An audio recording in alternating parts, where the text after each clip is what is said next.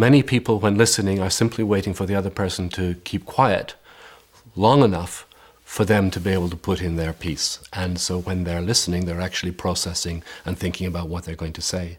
And that distinction was brought alive for me a number of years ago in working with a prestigious international strategic consultancy and a fairly senior person in that business. And they had become concerned about, in this case, a particular individual in the team who was clearly intelligent but wasn't thriving at all in an environment where you can thrive. And what happened during the course of my conversation with the individual's boss was a growing realization that he was having some impact. And the more he thought about it, the more he realized that every part of his being was keyed up to providing people with answers. And that it was that very fact that was getting in the way of, at least in part, of some of the people he was managing. So that when they came to see him, they were simply waiting to be told what to do or to be provided with a pearl of his wisdom. So he made a commitment, and it was in making that commitment that he realized this distinction. So he promised that the next meeting with this person, that rather than giving them the solution and speaking at them, that he was actually going to simply listen. And it was in that moment when he said, actually, people in this business don't listen, they reload.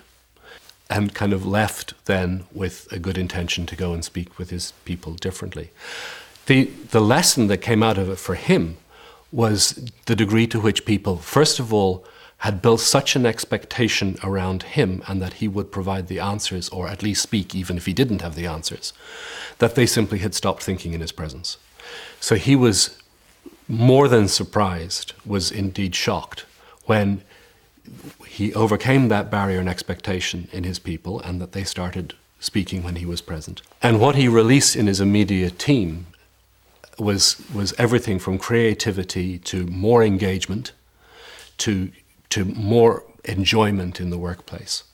So for a senior person in an organization to become aware and then to act on the impact of their listening is a significant key to releasing performance, productivity, problem-solving capacity, engagement in work.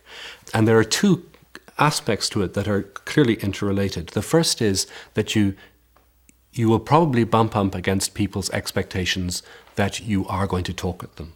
So what that means is that when you first ask a question or leave a pause, that they are maybe initially unwilling to fill that pause.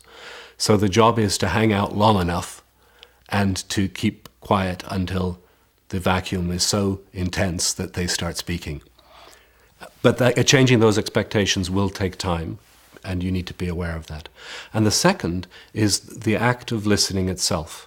And one of the disciplines is actually very, very simple, which is that if you can play back to that person, not necessarily in their own words, but the key elements of the content, something different happens. They relax because they know they've been listened to, and that gives them the space to actually start thinking and saying what else they need to say. And actually, it's really tuned you in, because in order to make an accurate summary, you will have had to have been listening.